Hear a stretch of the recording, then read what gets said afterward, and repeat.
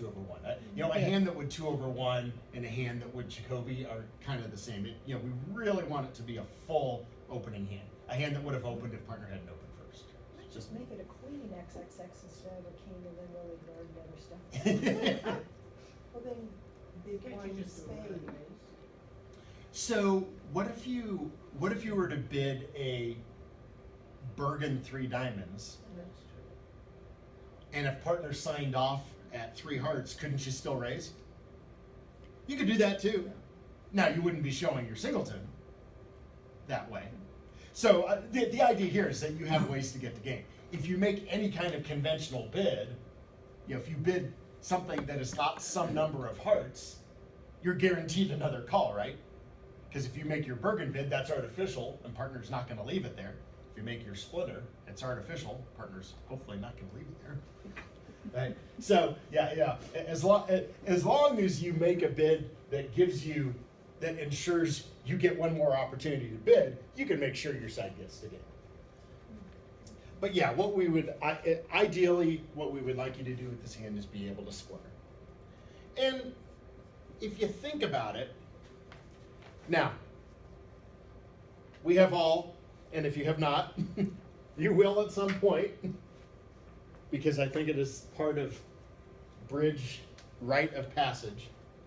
If you have not played at least one contract in your Splinter in your life, you probably haven't paid your dues.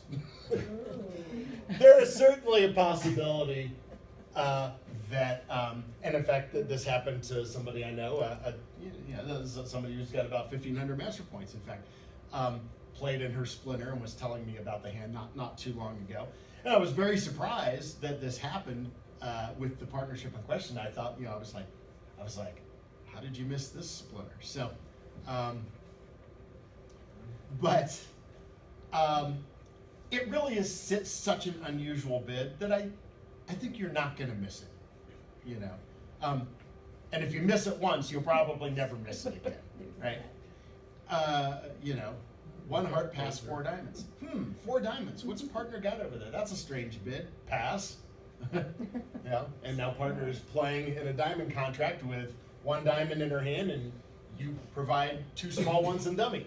This doesn't play so well. But if you think about it, and again, just go back to, if you see a bid like this and you hesitate for a second thinking, and you can't remember what this is, or you can't remember if you decided to play Splinters, go through that. What's that? It's alertable? Yes, Splinters are alertable. Good question, and So if it's a really strange bid, you should recognize it. yeah, I mean, it's such an unusual bid, and if you think about it, if partner actually had a diamond suit, wouldn't they just start with 2 diamonds, since it's forcing? So if you think about it, 4 diamonds shouldn't ever be a diamond suit. Any hand that had a whole string of diamonds and wanted to force the game could always start with 2 diamonds and then bid a bunch more diamonds later. Of course, 3 diamonds is Bergen, so we already know what that is, right? So partner makes this bid, and we're like, well, what is that? And then, of course, I think we always, I think it's a good idea, if need be. Do we know about ASBAF? All strange bids are forcing. If partner, and this applies not just Splinters, but any auction, if partner makes a really strange looking bid and you either don't know what it is or you can't remember what it is, maybe you think, I think we've discussed this, but I don't remember what it is, it's generally a good idea to not pass. As long as you bid again, you will typically survive this. So I think there is some merit to following the principle of ASBAF.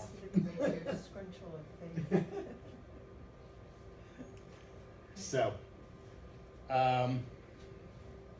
but yeah, so we take a hand like this, and and we can arrive at, hopefully, that a 4 diamond Splinter with this kind of hand is the best description of the hand. Again, too good for 2 hearts or 3 hearts or 4 hearts. Not really good enough for Jacoby, although you would probably survive if you used Jacoby on this hand.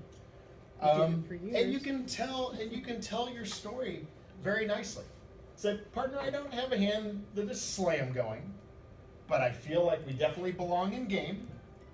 And along the way to our 4-heart game, I'm going to tell you where I have shortness. And then you're in charge from here. So it is accurate to say that when you splinter, your partner is typically going to become the captain of the auction. You've kind of turned it over. You said, yep, here's where I live, here's my story. And most often what happens is partner either has a minimum opening, or maybe they even have a little better hand, but they have wastage in the diamond suit, so they're not really interested in slam. Then you stop at 4 hearts and you're in a good spot.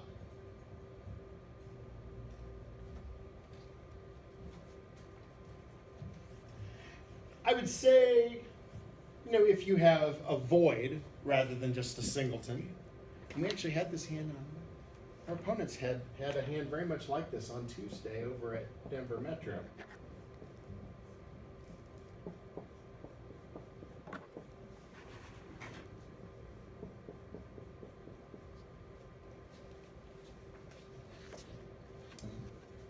Your partner opens a spade.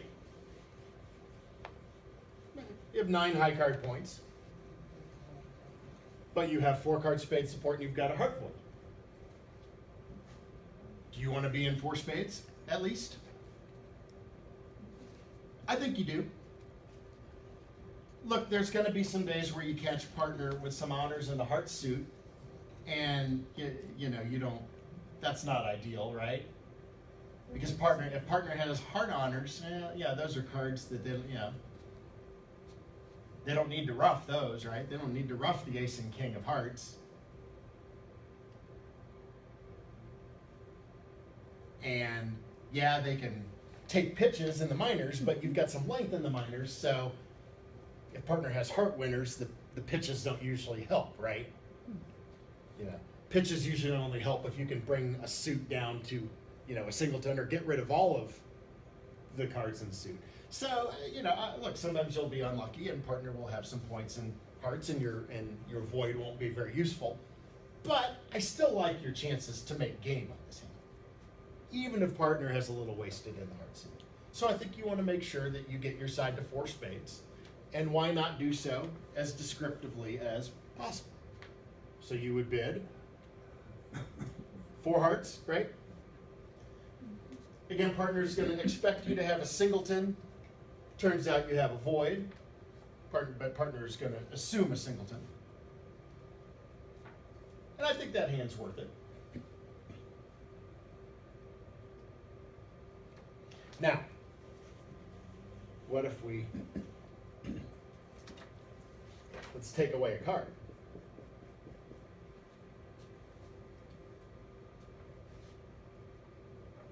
How do you treat this hand?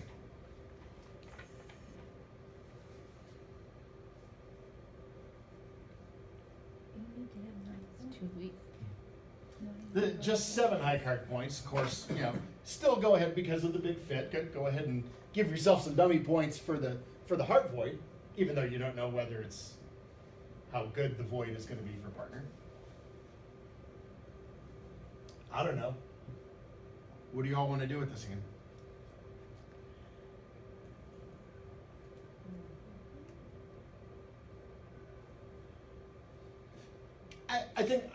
I think you have a couple of options. You could treat it, if you are willing to potentially stop at 3 spades, you could treat it as invitational, right? So you could use your Bergen invitational. Go ahead and let partner know about the 4th trump, because I do think that's important. You could treat it as invitational, and then if partner decides to sign off at 3 spades, you could go low and just trust that and think, maybe it's not the right hand to be in game. I also don't have a problem with if you decide, I want to take a shot at game anyhow.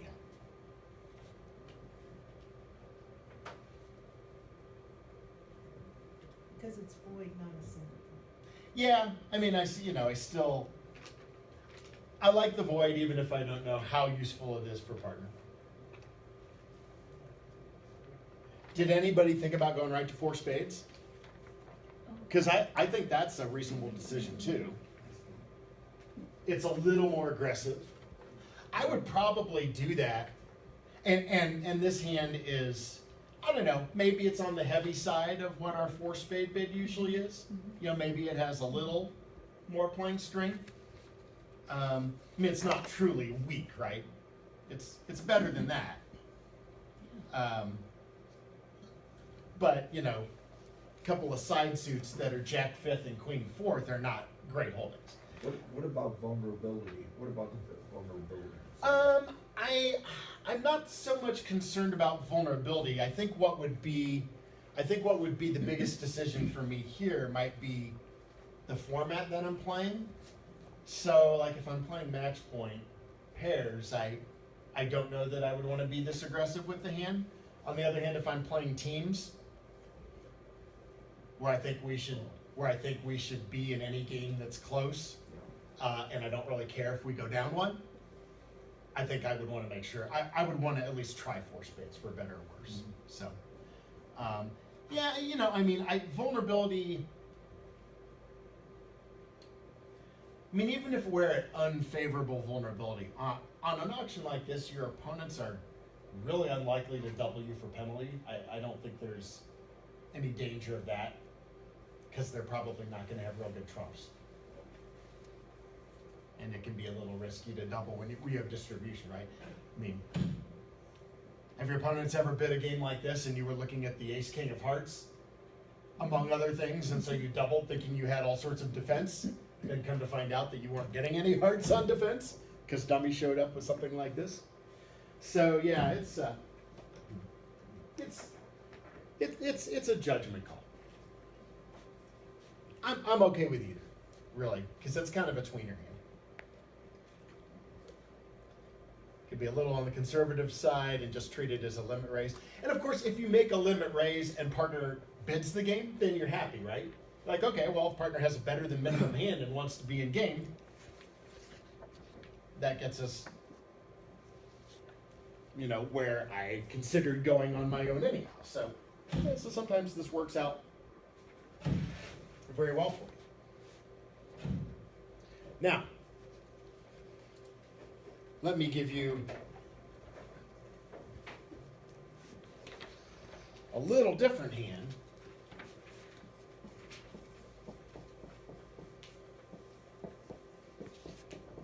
Something like this. 16 high card points and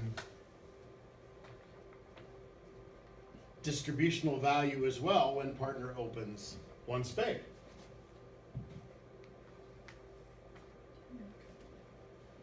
To know? Mm-hmm. And I know we're not talking about Jacoby today, but since this is in your arsenal already.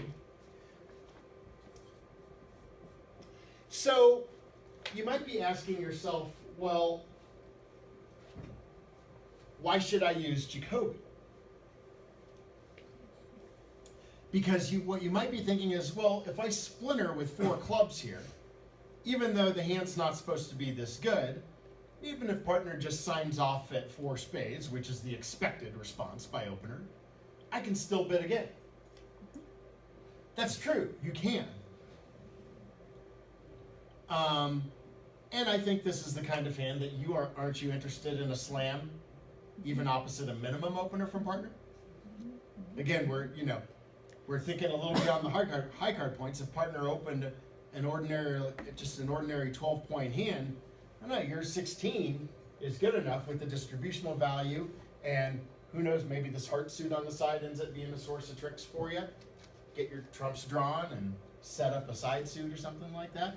I mean, I hope you're thinking, I like the prospects for 6 spades on a hand like this. So the reason that Jacoby is superior with a hand like this is that you want to be the captain here. If you bid 4 clubs and you're leaving it to partner, well, you know, I said partner's going to sign off most of the time. But here, this is a hand because your hand is so good, and you know that you have the club shortness. So you could take charge of this auction and try and find out more about partner's hand, and it would be appropriate for you to be the captain of this auction. Well, the beauty of Jacoby is that Jacoby is basically a question, right? So one of the first things you're going to find out is whether or not your partner has any shortness, right? Because that's one of the possible Jacoby responses. Right. I mean, if you found out, and there'd be a little bit of wastage, but I still think this would generally be good news. What if partner's response to Jacoby was, I have a singleton in hearts?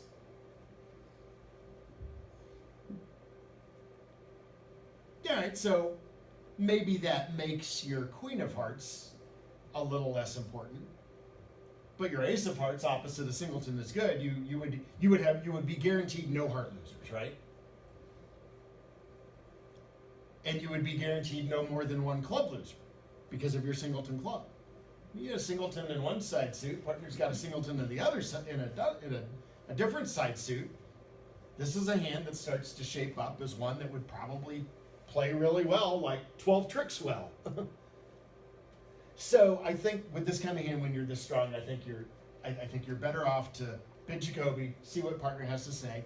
All right, if partner shows you a minimum, you still are probably worth 1 more slam try, maybe. So it's hard to tell exactly. If you ultimately go into asking for key cards, I mean, you're looking at 3 of the key cards yourself and the queen of trump. It's pretty hard to construct an opening hand for partner that doesn't have at least one of those 2 missing key cards. So yeah, this may be a hand you want to take a shot at 6 spades as long as you're not missing 2 key cards. If we can be a little more scientific along the way, that's ideal, but I think you are hopefully feeling, liking your chances at slam with a hand like this. But if you can find out a little more about partner's hand along the way, that's a good thing. So we finish that bidding sequence. Well, I don't know. I mean, For example, yeah. I mean, depends. If he has a shortness, if your partner shows now, after your 2 no trophy shows a shortness in hearts, then your hearts become devalued, and Well, not all of them. You know, like I said, I still like my ace. yeah. All right, so 3 hearts says I have a singleton heart. So where would you expect this to end up? Well, you know what I might do here. I mean, you have options. There are definitely different ways you could bid this. If partner shows you heart shortness, I mean, you could Q-bid your ace of diamonds. Why not Q-bid the singleton club? Well, I like to Q-bid strength before shortness. I see. So I'd rather show my ace. The thing is, you know, what is 4 diamonds going to bring you? Most of the time, partner's going to retreat to 4 spades. Because even if partner has the ace of clubs, they may not know that they want to go past game. Now, here's something you could do. Remember, we're forced to game, right? What if you were to just bid 3 spades? That's probably best here, actually. Why? Because I would expect partner to show me the ace of clubs. Perfect. I would hope that partner would cooperate. How does partner know on an auction like that? How does partner know that I'm interested in slam? I think you said it, Diane. What was it? You didn't bid 4 spades. All right. Partner showed me heart shortness.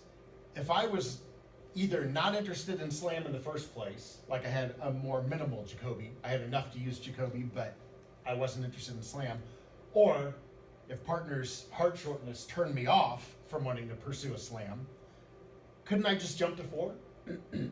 This would be sort of a fast arrival situation. 4 spades would say, okay, partner, I'm really not interested in slam. If your hand's that great, you can go on, but I would discourage you from doing so. So again, we had just because we're not Q-bidding doesn't mean we aren't interested in slam. Three spades can just be kind of a punt, right? Partner, tell me more. We know about the singleton heart. What else can you tell me? And the partner has things they can do. If they have the ace of clubs, they can show it to you. What if partner bids 4 hearts now, after having bid 3? What's going on there? Wants to stop. Well, Think about this one. So let's say we bid. Now this may not be great news on this particular hand. What if the auction goes like that? What does opener have? We already know that 3 hearts was shortness, right? Based on the first Jacoby response? yeah, I see. Singleton the king, or the king, Okay, who said it? Void. void. All right. If the suit that partner already showed shortness in gets bid again, that's how you can show that it's actually a void. So he would never cue the king of hearts? That wouldn't be the king of hearts? I would take it as a void. Okay. So, would they cue? I don't know. I don't know that partner would be inclined to cue bid singleton A king. singleton king, yeah. So, but since they have already shown shortness, I think when we hear that about the heart a second time, that at that stage it's a void. So. So, while we're on this subject, let's say what are good and bad situations here? Because we not only want to give you the bid, but we also want to be sure that we are evaluating correctly, right? Partner shows you shortness. What's a good holding opposite shortness? What's a bad holding opposite shortness? So what we'd really like to see, and I would call all of these, and maybe even if there were a 4th card, I would say any of those are very good holdings opposite shortness. Even if you had something like queen, that wouldn't be terrible. If partner shows you a singleton somewhere, we really ideally don't want to have any honors other than the ace. The ace would cover that singleton so that you had no losers in that suit, and then the little cards could get trumped, right? I almost think just in case partner has the void and not the singleton, I actually feel best about holdings like these. Little to no high card points. All of my points are outside of partner short suit. That to me is the ideal situation.